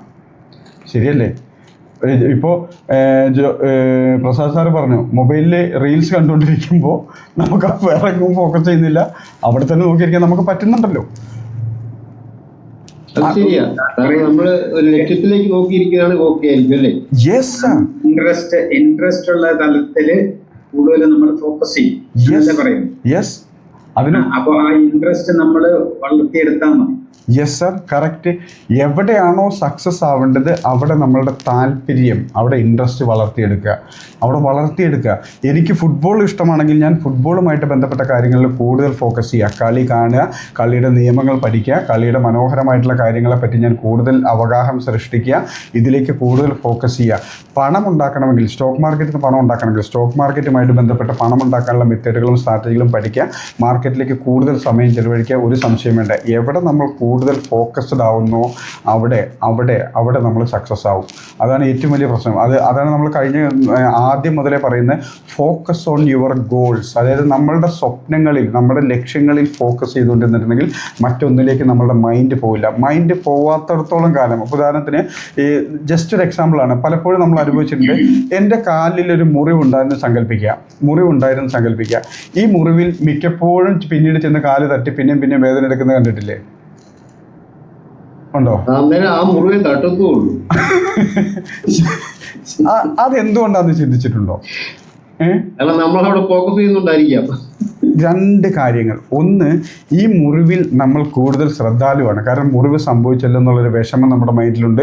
ഈ മുറിവ് നമ്മളുടെ മൈൻഡിനെ ബുദ്ധിമുട്ടിക്കുന്നു, അതോടൊപ്പം തന്നെ മൈൻഡ് ഫോക്കസ് ചെയ്തിരിക്കുന്നു. 1. 2, എപ്പോഴാണ് തട്ടുന്നത് ശ്രദ്ധിക്കുക. ഈ തട്ടുമ്പോൾ വീണ്ടും മൈൻഡ് മുറിവിലേക്ക് പോകുന്നു. അതായത് നമ്മളുടെ ശ്രദ്ധയെ, നമ്മുടെ അറ്റൻഷനെ ഗ്രാബ് ചെയ്യാൻ വേണ്ടിയിട്ടാണ് വീണ്ടും അറിയാതെ നമ്മുടെ സബ് കോൺഷ്യസ് മൈൻഡ് അവിടെ പോയി തട്ടിക്കുന്നത്. കാരണം ഒന്ന് ചിന്തിച്ച് നോക്കി, നമ്മൾ മുറിവിനെ പറ്റി മറന്നിരിക്കുന്ന സമയത്തായിരിക്കും അത് തട്ടിയിട്ടുന്നത്. അപ്പോൾ ഓട്ടോമാറ്റിക്കായിട്ട് ആ വേദന കൊണ്ട് ആ മുറിവിലേക്ക് നമ്മളുടെ ഫോക്കസ് വീണ്ടും പോകുന്നു. ഇത് തന്നെയാണ് എല്ലാ സാഹചര്യങ്ങളിലും സംഭവിക്കുന്നത്. ഇപ്പോൾ ഞാൻ സാധാരണ ഒരു കാര്യം ചെയ്യാനായിട്ട് ഇറങ്ങുമ്പോൾ ബാക്കിയെല്ലാം മാറ്റിവെക്കും. അതായത് ചിത്ര കാര്യങ്ങളും മറ്റു കാര്യങ്ങളെല്ലാം മാറ്റിവെച്ചിട്ട് അത് കംപ്ലീറ്റ് ചെയ്തിട്ട് ബാക്കി കാര്യം എന്നുള്ളൊരു ഫോക്കസ് ചെയ്താണ് ചെയ്യുന്നത്. അത് ചെയ്തങ്ങ് തീർക്കും. അപ്പോൾ പലതും ഇവിടെ വിട്ടുപോകും, ചെയ്യാൻ വയ്യാതെ വരും. ഇതൊക്കെ ശരിയാണ്. മറ്റു പല കാര്യങ്ങളും ചെയ്യാൻ വയ്യാതെ വരും. അതെല്ലാം ചിലപ്പോൾ ഇച്ചിരി നഷ്ടങ്ങളിൽ ഉണ്ടാകും. പക്ഷെ എൻ്റെ ആ കാര്യം ഞാൻ നേടിയെടുക്കുകയാണ് ചെയ്യും സാധാരണ. ഇവിടെ ഫക്രുദ്ദീൻ സാർ പറഞ്ഞ ഒരു കാര്യം നോക്കിയേ, ഗോളിൽ ഫോക്കസ് ചെയ്യുമ്പോൾ അവിടെ നമുക്ക് സക്സസ് ആവാൻ പറ്റുന്നു. ഇത് സത്യം, ശരിയല്ലേ? ഗോളിൽ ഫോക്കസ് ചെയ്തപ്പോൾ അവിടെ നമുക്ക് സക്സസ് ആകാൻ പറ്റുന്നു. ഇനി മറ്റ് ചില വഴികളിലൂടെ നമുക്ക് ചിലപ്പോൾ സംഭവിക്കുന്ന നഷ്ടം സംഭവിക്കുന്നുണ്ടോ? അവിടെയാണ് സാറേ ഡെലിഗേഷൻസിൻ്റെ പവർ ഇരിക്കുന്നത്. അതായത് ഈ ആക്ടിവിറ്റീസ് ചെയ്യാൻ നമ്മൾ കഴിവുള്ള, ശേഷിയുള്ള, മൈൻഡുള്ള ഒരാളെ ഏൽപ്പിച്ച് കഴിയുമ്പോൾ ഈ തട്ടുകേടുകളും ഈ പ്രശ്നങ്ങളും അവിടെ ഒഴിവാവുകയാണ് ചെയ്യുന്നത്. അപ്പോൾ സാറിനെ സംബന്ധിച്ചിടത്തോളം കൂടുതൽ ഇതിനെയാണ് വിഷണറീസ് എന്ന് പറയുന്നത്. അതായത് നമ്മളുടെ ഗോളുകളിൽ ഫോക്കസ് ചെയ്യാൻ മാത്രമേ നമ്മളുടെ ജോലി ചെയ്യാവുള്ളൂ. നമ്മളുടെ ഡേ ടു ഡേ ആക്ടിവിറ്റീസും മറ്റ് കാര്യങ്ങളൊക്കെ ചെയ്യാൻ ഡെലിഗേഷനെ ഉപയോഗിക്കണം എന്ന് പറയുന്നതിൻ്റെ കാരണം ഒന്ന് ചിന്തിച്ച് നോക്കുക. ഫക്രുദ്ദീൻ സാറ് ഇപ്പോഴത്തെ ബിസിനസ്സിനേക്കാൾ ഉപരി ബിസിനസ് ഗ്രോത്ത് ചെയ്യുന്ന ജോലിയിൽ ഫോക്കസ് ചെയ്യും. ബിസിനസ്സിനെ റൺ ചെയ്യാൻ കൃത്യമായിട്ടുള്ളൊരു ടീമിനെ എന്താ പറയുന്നത് ഹയർ ചെയ്തിട്ട് അവരെ ഡെലിഗേറ്റ് ചെയ്യുകയും ചെയ്തിട്ടുണ്ടെങ്കിൽ ഫക്രുദ്ദീൻ സാറിൻ്റെ ജോലി മുഴുവൻ ബിസിനസ് ഗ്രോ ചെയ്യുക എന്നുള്ള ഫോക്കസിലേക്ക് മാറും. അപ്പോൾ ഈ ബിസിനസ് റൺ ചെയ്യേണ്ട ആവശ്യത്തിലേക്ക് ഫക്രുദ്ദീൻ സാർ വരുന്നില്ല. ഇതെല്ലാം സംഭവിക്കുന്നത്. അതെല്ലാം ചെയ്തിട്ടുണ്ട്. അല്ല, ഞാൻ പറഞ്ഞത് മറ്റു ചില കാര്യങ്ങൾ നേടാൻ വേണ്ടി ഞാൻ സാധാരണ രീതിയിൽ ഇറങ്ങുമ്പോൾ ഞാൻ ബാക്കിയെല്ലാം മറന്നിട്ട് അതേന്നും പറഞ്ഞ് നിൽക്കാറുണ്ട്. നിന്ന് അത് കാര്യം സാധിച്ചിട്ട് ബാക്കി കാര്യം എന്ന് പറഞ്ഞിട്ട് നീങ്ങും. സാധാരണ രീതിയിൽ എൻ്റെ ഒരു സ്വഭാവത. നമുക്കതാണ് വേണ്ടത്. ഓരോ വ്യക്തിക്കും അതാണ് വേണ്ടത്. നമ്മളുടെ ഗോളിൽ ഫോക്കസ് ചെയ്യുക. പക്ഷേ ആ ഗോളിൽ ഭയക്കാതിരുന്നാൽ മതിയെന്നേ. ഭയക്കാതിരിക്കുകയെന്ന് വെച്ചിട്ടുണ്ടെങ്കിൽ അതെനിക്ക് പറ്റുമോ, ഇതൊക്കെ നടക്കുമോ, അങ്ങനത്തെ ഒരു ആശങ്കയോ സംശയങ്ങളോ സാറിനെ സംബന്ധിച്ചിട്ടില്ല. പക്ഷേ പലരെ സംബന്ധിച്ചോളം വലിയ ഗോളുകൾ മുമ്പിൽ വരുമ്പോൾ ഇത് പറ്റുമോ, ഇത് സാധിക്കുമോ എന്നുള്ളൊരു ചിന്തയാണ് പലപ്പോഴും വരുന്നത്. അവിടെയാണ് നേരത്തെ പറഞ്ഞ് ഭയത്തിനെ ഒഴിവാക്കുക. ഇത് നേടിയെടുത്താൽ എനിക്കുണ്ടാകുന്ന നേട്ടങ്ങളെ പറ്റി നമ്മളുടെ മൈൻഡിൽ ഫോക്കസ് കൊണ്ടുവരിക. അതായത് നമ്മളുടെ മൈൻഡിലേക്ക് ചിന്ത കൊണ്ടുവരിക. ഉദാഹരണത്തിന് ഈ എക്സാമ്പിൾ, അടുത്ത മാസത്തേക്ക് എനിക്കൊരു 10 ലക്ഷം രൂപയുടെ ആവശ്യമുണ്ടെന്ന് സങ്കല്പിക്കുക. ഈ 10 ലക്ഷം രൂപ കിട്ടുമോ ഇല്ലേ എന്നുള്ളതിനേക്കാൾ ഉപരി ഈ 10 ലക്ഷം രൂപ ഞാൻ നേടിയെടുത്ത് കഴിഞ്ഞിട്ടുണ്ടെങ്കിൽ എനിക്ക് എന്താണ് ബെനിഫിറ്റ്, എനിക്ക് എന്താണ് അതിനോടുള്ള മെച്ചം ഉണ്ടാവുക, ഈ കാര്യത്തിലേക്ക് ഫോക്കസ് ചെയ്തിട്ടുണ്ടെങ്കിൽ ഒരു സംശയം വേണ്ട, ഈ അതിന് വേണ്ട സാഹചര്യങ്ങൾ നമ്മൾ അന്വേഷിച്ചുകൊണ്ടേയിരിക്കും. സാഹചര്യങ്ങൾ അന്വേഷിച്ചുകൊണ്ടിരിക്കും. ഇപ്പോൾ ഫക്രുദ്ദീൻ സാർ പറഞ്ഞു, ഫക്രുദ്ദീൻ സാറിൻ്റെ ബിസിനസ് ഒന്ന് അടുത്ത ലെവലിലേക്ക് ഒരു ചെറിയ മാറ്റം വരുത്താൻ, ചെറുതല്ല വലിയൊരു മാറ്റം വരുത്താൻ ആഗ്രഹിക്കുന്നു. ഈ ആഗ്രഹം വന്നപ്പോൾ മുതൽ അതിന് വേണ്ടിയിട്ടുള്ള പരിശ്രമങ്ങൾ ഫക്രുദ്ദീൻ സാർ തുടങ്ങിക്കഴിഞ്ഞു. എന്തുകൊണ്ട് ഈ ആഗ്രഹവും ആവശ്യവും 2 വർഷം മുമ്പ് വന്നില്ല? പറഞ്ഞു വരുന്നത്, എപ്പോഴാണോ നമുക്കൊരു ഒരു നീഡ് വരുന്നത് അതിലേക്ക് നമ്മൾ ഫോക്കസ് ചെയ്ത് തുടങ്ങുമ്പോൾ മാത്രമാണ് അതിന് വേണ്ടിയിട്ടുള്ള പ്രവർത്തനങ്ങൾ നമ്മൾ ഏർപ്പെടുക. അവിടെ ഭയത്തിനെ ഒന്ന് മാറ്റി നിർത്തി കഴിഞ്ഞ് ആത്മവിശ്വാസത്തിന്, നമ്മുടെ കോൺഫിഡൻസിനെ ഒന്ന് കൂട്ടുപിടിച്ച് കഴിഞ്ഞിട്ടുണ്ടെങ്കിൽ പെട്ടെന്ന് കാര്യം നേടും. ഭയത്തിന് നേരത്തെ പറഞ്ഞ പോലെ തന്നെ എനിക്കിപ്പോൾ അടുത്ത എക്സാമ്പിൾ പറയുന്നത്, എനിക്ക് അടുത്ത മാസത്തേക്ക് ഒരു 10 ലക്ഷം രൂപ ആവശ്യമുണ്ടെന്ന് സങ്കല്പിക്കുക. ഈ 10 ലക്ഷം രൂപ ആവശ്യമുണ്ടെങ്കിൽ എനിക്കിപ്പോൾ അത് കയ്യിലില്ല എന്ന് സങ്കല്പിക്കുക. അപ്പോൾ ഞാൻ ഏതെങ്കിലും വഴിയിലൂടെ ഇത് കണ്ടെത്തിയേ മതിയാകൂ എന്നുള്ളതാണ് യാഥാർത്ഥ്യം. ഈ ആവശ്യം മുന്നിലിരിക്കുമ്പോൾ എൻ്റെ ഭയം, ഈ 10 ലക്ഷം രൂപ ഞാൻ എങ്ങനെ തിരിച്ചു കൊടുക്കും, അതല്ലെങ്കിൽ ഞാനിത് പൈസ ഉണ്ടാക്കി കഴിഞ്ഞിട്ടുണ്ടെങ്കിൽ എങ്ങനെ അതിലേക്ക്, അങ്ങനെയുള്ള ഭയമാണ് എൻ്റെ മൈൻഡിലുണ്ടെങ്കിൽ എനിക്ക് 10 ലക്ഷം രൂപ ഒരിക്കലും എവിടുന്നും എനിക്ക് അന്വേഷിച്ച് കണ്ടുപിടിക്കാൻ പറ്റില്ല. പക്ഷേ അതുമൂലം ഈ 10 ലക്ഷം രൂപ എൻ്റെ കയ്യിൽ കിട്ടിക്കഴിഞ്ഞാൽ അതുമൂലം ഉണ്ടാകുന്ന നേട്ടങ്ങളിലേക്ക് ഞാൻ ഫോക്കസ് ചെയ്യുകയും അങ്ങനെ എൻ്റെ ഭയത്തിനെ ഒഴിവാക്കി ഈ 10 ലക്ഷം രൂപ കയ്യിൽ കിട്ടിക്കഴിഞ്ഞിട്ടുണ്ടെങ്കിൽ അടുത്ത ദിവസങ്ങളിലൂടെ ഈ 10 ലക്ഷം രൂപ എങ്ങനെ വളർത്താനുള്ള ശേഷി എനിക്കുണ്ടെങ്കിൽ അതിലേക്ക് ഞാൻ ഫോക്കസ് ചെയ്താൽ ഒരു സംശയം വേണ്ട, 4 ഇടത്ത് നിന്ന് അല്ലെങ്കിൽ 10 ഇടത്ത് നിന്ന് നോ എന്ന് കേട്ടാലും 11ാമത്തെ ഇടത്ത് ഞാൻ പോയി അന്വേഷിക്കും 10 ലക്ഷം രൂപ കിട്ടാനുണ്ടോ എന്ന് അന്വേഷിക്കും. കാരണം എന്താ, എൻ്റെ ചിന്ത വരുന്നത് എന്തുകൊണ്ടാണ്? ഭയമല്ല, ഈ പൈസ എങ്ങനെ തിരിച്ചു കൊടുക്കും, ഇതെങ്ങനെ നഷ്ടപ്പെട്ടാൽ എന്ത് സംഭവിക്കും എന്നുള്ള ഭയമല്ല. ഇതുകൊണ്ട് ഞാൻ ഉണ്ടാക്കിയെടുക്കുന്ന നേട്ടങ്ങളിൽ ഞാൻ ഫോക്കസ് ചെയ്യുമ്പോൾ എത്ര നോ കേട്ടാലും എത്ര എതിരായിട്ടുള്ള റിസൾട്ട് വന്നാലും ഞാൻ കൂടുതൽ അതിലേക്ക് അന്വേഷിച്ചുകൊണ്ടേയിരിക്കും, പരിശ്രമിച്ചുകൊണ്ടേയിരിക്കും. നമ്മളുടെ ഒരു ക്യാരക്ടർ അതാണ്. സത്യമല്ലേ? ഫക്രുദ്ദീൻ സാർ എന്തുകൊണ്ടാണ് ഇപ്പോൾ സാറ് പറഞ്ഞൊരു വാക്ക് കഴിഞ്ഞ ദിവസങ്ങളിലുണ്ട്, ഞാൻ അതിനായിട്ട് ശ്രമിച്ചുകൊണ്ടേയിരിക്കുന്നു എന്നുള്ളതാണ് പറഞ്ഞത്. അപ്പോഴും സാറിനെ സംബന്ധിച്ചോളം കോൺഫിഡൻസ് ആണ്. ആ കാര്യം നേടിയെടുത്ത് കഴിഞ്ഞാൽ ഉണ്ടാകുന്ന നേട്ടങ്ങളെ പറ്റിയാണ് ചിന്തിക്കുന്നത്. അല്ലെങ്കിൽ അതിനെന്തെങ്കിലും തട്ടുകേട് സംഭവിച്ചു കഴിഞ്ഞാൽ എന്ത് സംഭവിക്കുന്നല്ല. എക്സാമ്പിൾ പറഞ്ഞ പോലെ യൂസുഫ് അലി സാറ് ഹൈദരാബാദിൽ അത്രയും കോടി രൂപയുടെ ഒരു പ്രോജക്റ്റാണ് നടത്തുന്നത്. എന്തെങ്കിലും ഒരു തട്ടുകേട് വന്നാൽ എന്ത് സംഭവിക്കുമെന്ന് പുള്ളി ചിന്തിക്കുന്നുണ്ടോ? ഇല്ല. ആ പ്രോജക്റ്റ് റൺ ചെയ്ത് കഴിഞ്ഞാൽ അദ്ദേഹത്തിന് അറിയാം ഒരു 5 അല്ലെങ്കിൽ 10 വർഷത്തേക്ക് പ്രത്യേകിച്ച് ഗ്രോത്ത് ഒന്നും ഉണ്ടാകാൻ പോകുന്നില്ല അവിടെ. ആ ഒരു എന്താ പറയുക, അതിന് വേണ്ട ഇൻവെസ്റ്റ്മെൻറ്റ് റിട്ടേൺ എടുക്കൽ മാത്രമേ അടുത്തൊരു 10 വർഷം കൊണ്ട് സംഭവിക്കുന്ന അദ്ദേഹത്തിന് അറിയാം. ഇൻ കേസ് എന്തെങ്കിലും ഒരു അപകടം സംഭവിക്കുകയോ തട്ടുകേട് സംഭവിക്കുകയോ ചെയ്ത് ആ പ്രോജക്റ്റ് അങ്ങ് നടത്താൻ പറ്റാതെ പോയി കഴിഞ്ഞിട്ടുണ്ടെങ്കിൽ എത്ര കോടിയുടെ ലോസ് ആയിരിക്കും വരിക. അദ്ദേഹം അതല്ലല്ലേ ചിന്തിക്കുന്നത്. ഇപ്പോഴുള്ള എല്ലാ പ്രോജക്റ്റുകളിലും ആ ലോസ് കൂടെ കാൽക്കുലേറ്റ് ചെയ്തുകൊണ്ടാണ് ചെയ്യുന്നത്. അതുകൊണ്ട് പേടിക്കേണ്ട കാര്യം. ഞാനതല്ല സാർ പറഞ്ഞു. അതായത് ആ ബിൽഡിങ് ഏകദേശം ഒന്നെല്ലാം റെഡിയാക്കി വെച്ചു എന്ന് വെച്ചോ, എന്തെങ്കിലും ഒരു പ്രകൃതി ദുരന്തം വന്നു എന്ന് സങ്കല്പിക്കുക.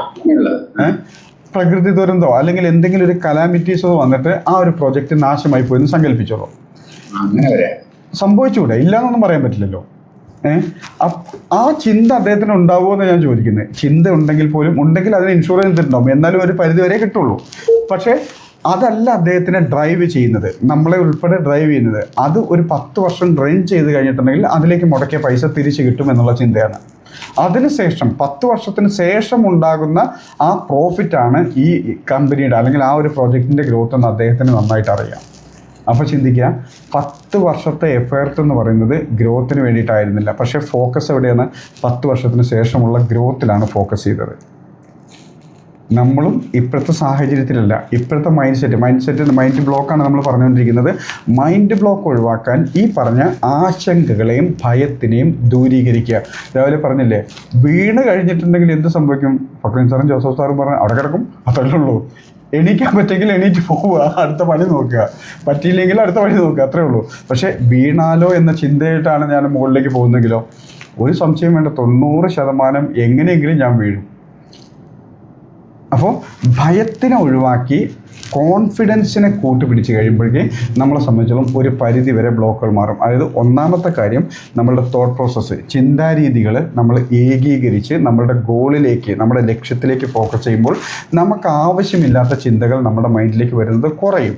അതിൻ്റെ ഉത്തമ ഉദാഹരണമാണ് നമ്മൾ നേരത്തെ പറഞ്ഞ തന്നെ ഒരു സിനിമ കാണുമ്പോൾ മാർക്കറ്റിൻ്റെ നമ്മൾ സ്നേഹിക്കുന്നുണ്ടെങ്കിൽ മാർക്കറ്റിൻ്റെ മുമ്പിലിരിക്കുമ്പോൾ, അതല്ലെങ്കിൽ നമ്മൾ ഈ എൻ്റർടൈൻമെൻറ്റിനെയാണ് സ്നേഹിക്കുന്നതെങ്കിൽ നമ്മളൊരു റീല് കാണുമ്പോഴോ അല്ലെങ്കിൽ സോഷ്യൽ മീഡിയയിൽ സമയം ചിലവഴിക്കുമ്പോഴോ, ഇനി നമ്മുടെ പ്രൊഫഷനെയാണ് നമ്മൾ സ്നേഹിക്കുന്നതെങ്കിൽ ആ പ്രൊഫഷനിലിരിക്കുമ്പോൾ ഈ സമയത്തൊന്നും നമുക്ക് അനാവശ്യ ചിന്തകൾ വരുന്നില്ല എന്നുള്ളത് സത്യമാണ്. സിനിമ കാണുന്ന 2-2.5 അല്ലെങ്കിൽ 3 മണിക്കൂറോളം സമയം നമ്മുടെ വീട്ടിൽ നമ്മുടെ ചിന്തയിൽ മറ്റൊന്നും വരുന്നില്ല.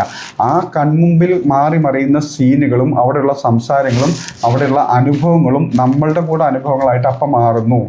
ഇതേ സിനിമേനെ നമ്മളുടെ ഗോളാക്കിയിട്ട് അങ്ങ് വയ്ക്കുക. അവിടെ എന്താണോ നമ്മൾ അച്ചീവ് ചെയ്യേണ്ടത്, ഈ ഗോള് ആ സ്ക്രീനിൽ കാണുന്നത് നമ്മളുടെ ഗോളാണെങ്കിൽ നമ്മുടെ മൈൻഡ് വേറെ എങ്ങും പോവില്ല. അനാവശ്യമായിട്ടുള്ള തോട്ട് പ്രോസസ്സിലേക്കോ മറ്റു കാര്യങ്ങളിലേക്കോ ഒന്നും പോകില്ല. ഇത് സത്യമല്ലേ? മാർക്കറ്റിൻ്റെ മുമ്പിൽ ഇരിക്കുമ്പോൾ നമ്മളുടെ മുമ്പിൽ വരുന്ന കാര്യങ്ങൾക്ക് മാത്രമല്ലേ നമ്മൾ മറുപടി അറിയുന്നുള്ളൂ. ആരെങ്കിലും എന്തെങ്കിലും ചോദിക്കാൻ വരുമ്പോൾ മാത്രമല്ലേ നമ്മൾ മറുപടി അറിയുന്നുള്ളൂ. വേറെ ഒന്നിലേക്ക് നമ്മുടെ ഫോക്കസ് പോകുന്നില്ലല്ലോ. ഫോക്കസ് തന്നെയാണ് നമുക്ക് ഈ പറഞ്ഞ പോലെ തന്നെ ബ്ലോക്കുകളുടെയൊക്കെ കാരണം. അപ്പോൾ എപ്പോഴും നമ്മളാൽ കഴിയുന്ന സാഹചര്യങ്ങളിലൊക്കെ നമ്മളുടെ എന്താണോ നേടിയെടുക്കേണ്ടത് ഈ ഗോളിൽ ഫോക്കസ് ചെയ്തുകൊണ്ടിരിക്കുക.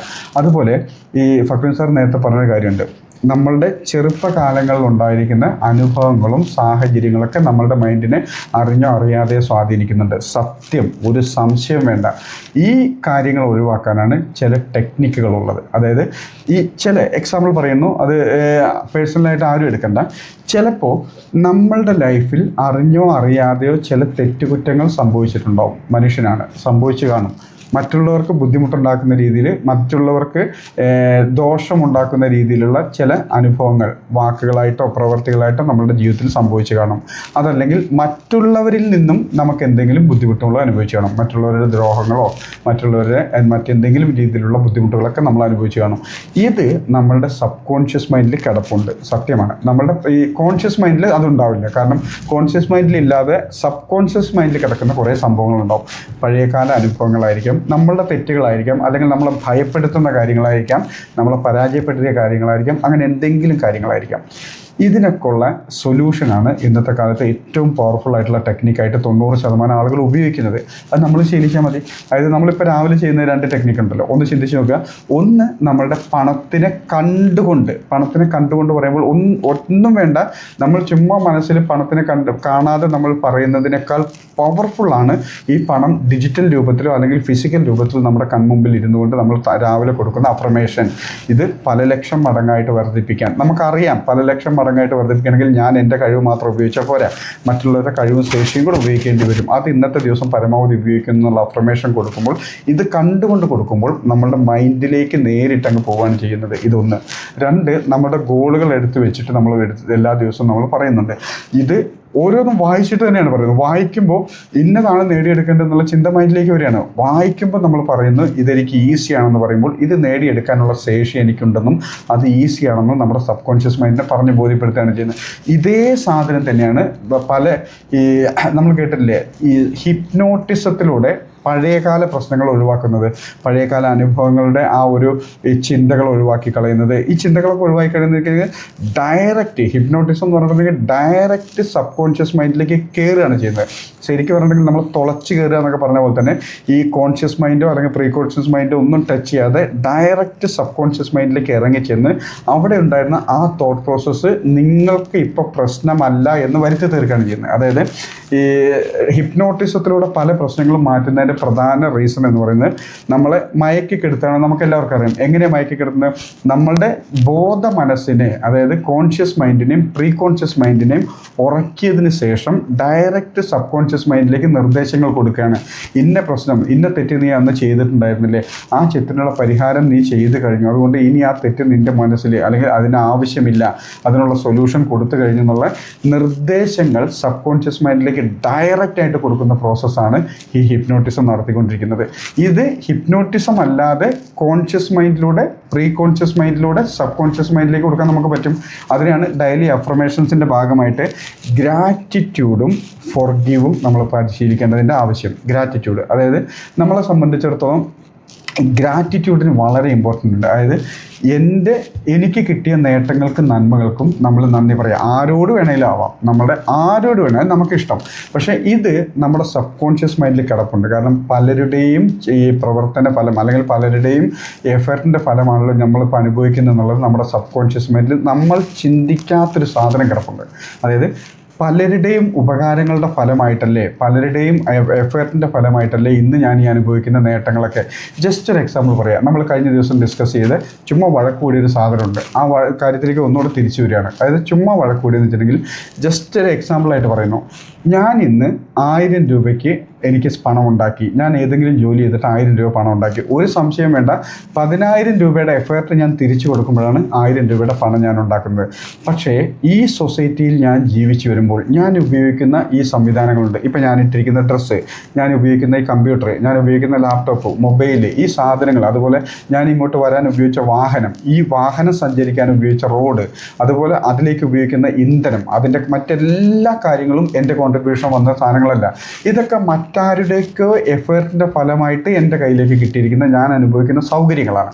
അപ്പോൾ സ്വാഭാവികമായിട്ടും ഞാനൊരു 10,000 രൂപയുടെ പണിയെടുത്തിട്ട് 1000 രൂപ ഞാൻ സമ്പാദിച്ച് 9,000 രൂപ ഞാൻ എൻ്റെ സൊസൈറ്റിയിലേക്ക് തിരിച്ചു കൊടുക്കുന്നതിനെ ചിന്തിക്കണം.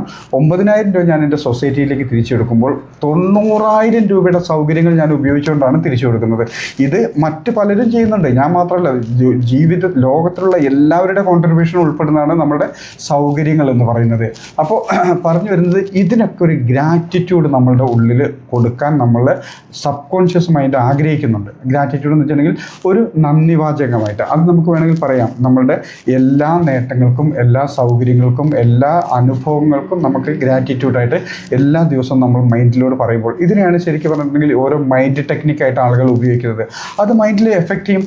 പ്രത്യക്ഷത്തിലുള്ള മൈൻഡിലല്ല എഫക്റ്റ് ചെയ്യുന്നത്, അത് സബ് കോൺഷ്യസ് മൈൻഡിലേക്കാണ് എഫക്റ്റ് ചെയ്യുക. കാരണം വെച്ചിട്ടുണ്ടെങ്കിൽ ഗ്രാറ്റിറ്റ്യൂഡ് കൊടുക്കുമ്പോൾ അതിനൊരൊറ്റ വാക്കേ ഉള്ളൂ. വാക്കെന്ന് പറഞ്ഞിട്ടുണ്ടെങ്കിൽ അതിനൊരൊറ്റ അർത്ഥമേ ഉള്ളൂ.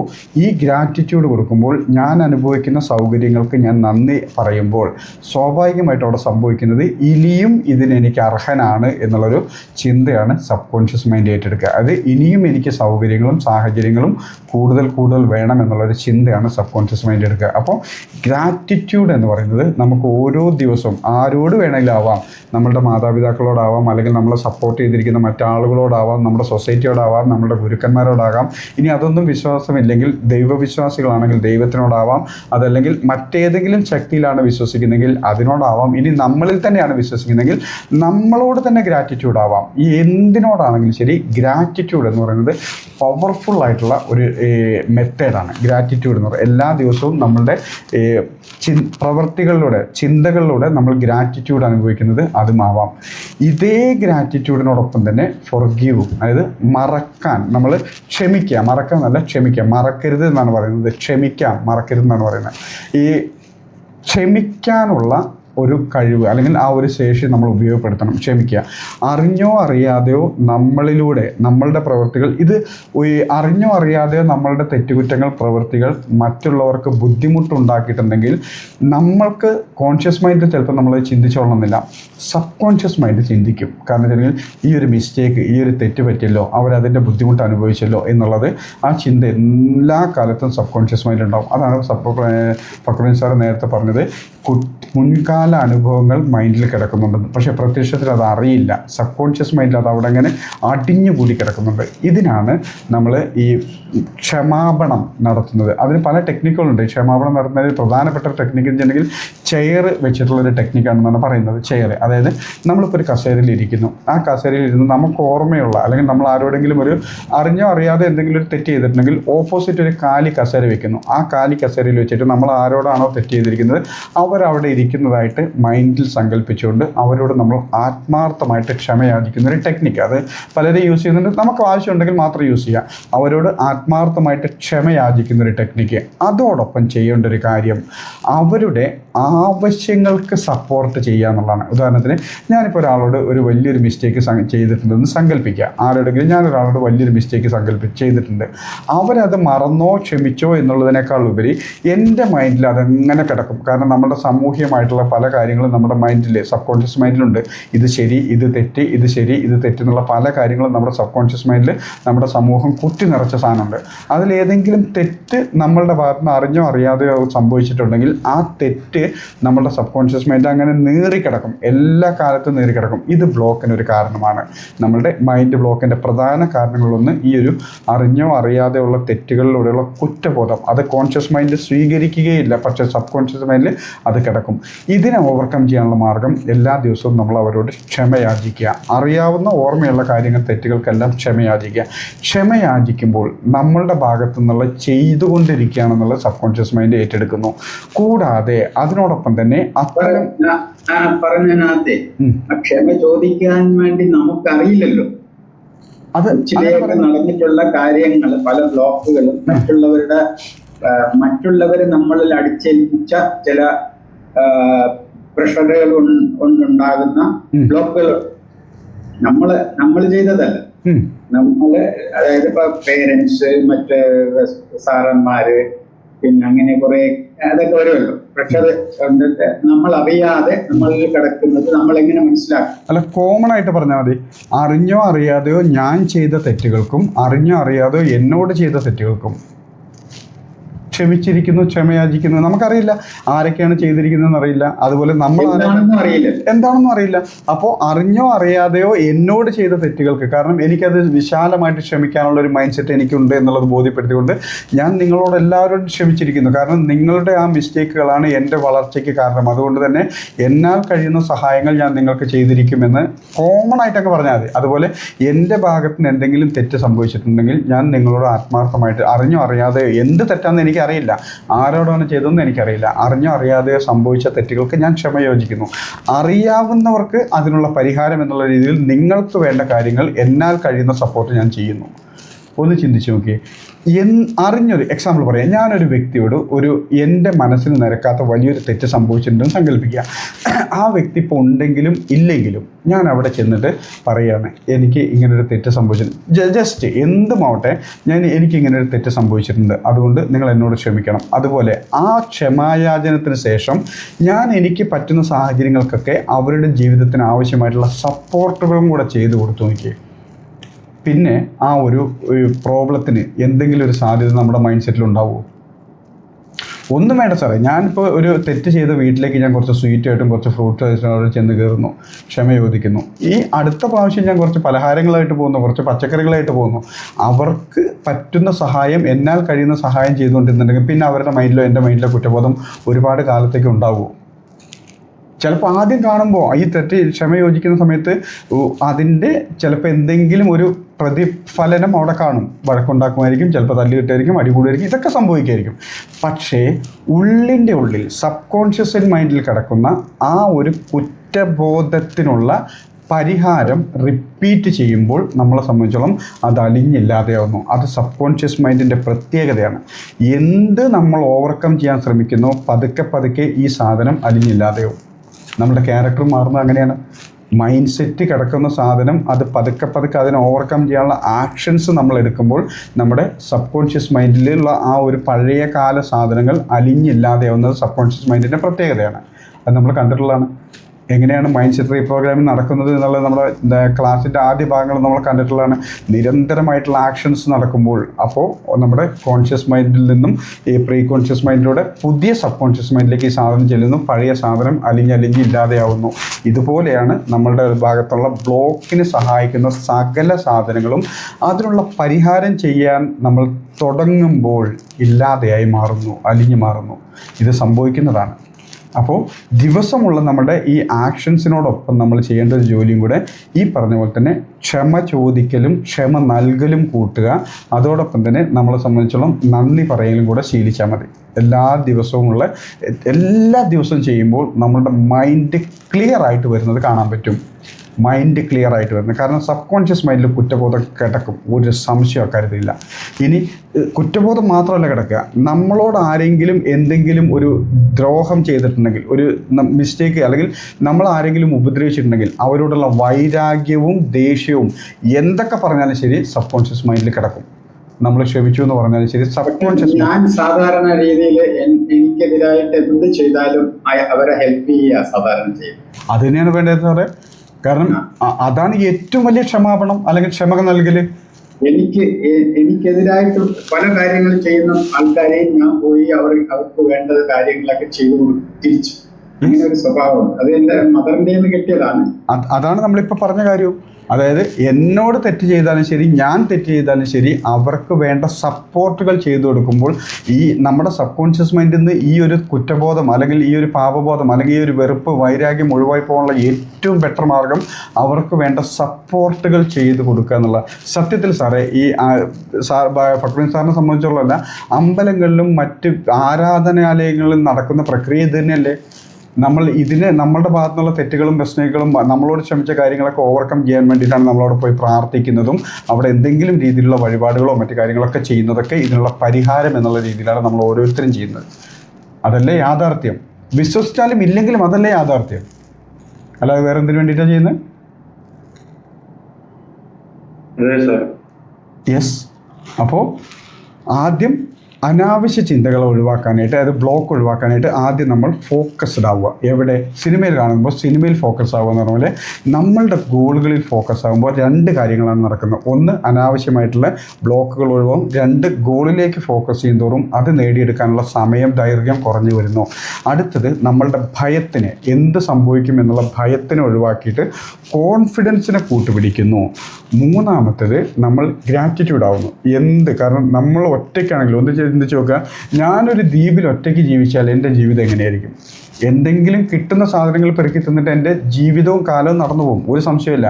പക്ഷേ സൊസൈറ്റിയിൽ ജീവിക്കുമ്പോൾ ഞാൻ എൻ്റെ എഫേർട്ടിൻ്റെ പ്രതിഫലം മാത്രമല്ല ഞാൻ അനുഭവിക്കുന്നത്, ഈ സൊസൈറ്റിയിലുള്ള എല്ലാ മനുഷ്യരുടെയും പ്രതിഫലം ഞാൻ പ്രയത്നത്തിൻ്റെ എഫേർട്ടിൻ്റെ പ്രതിഫലം ഞാൻ അനുഭവിക്കുന്നു.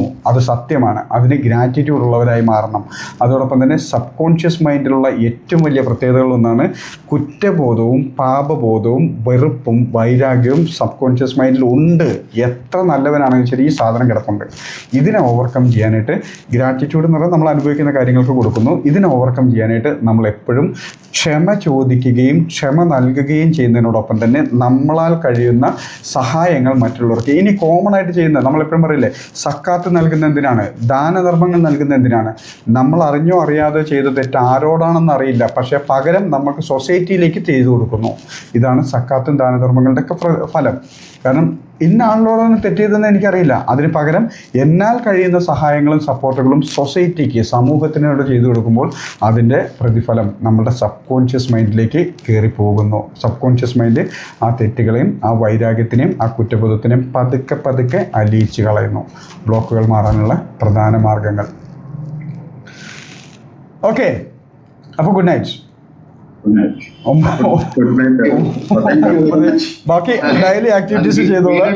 എഴുന്നേക്കണമല്ലോ സാറേ, അതിന് ഗുഡ് നൈറ്റ് പറഞ്ഞാൽ ശരിയാവും. ഓക്കെ.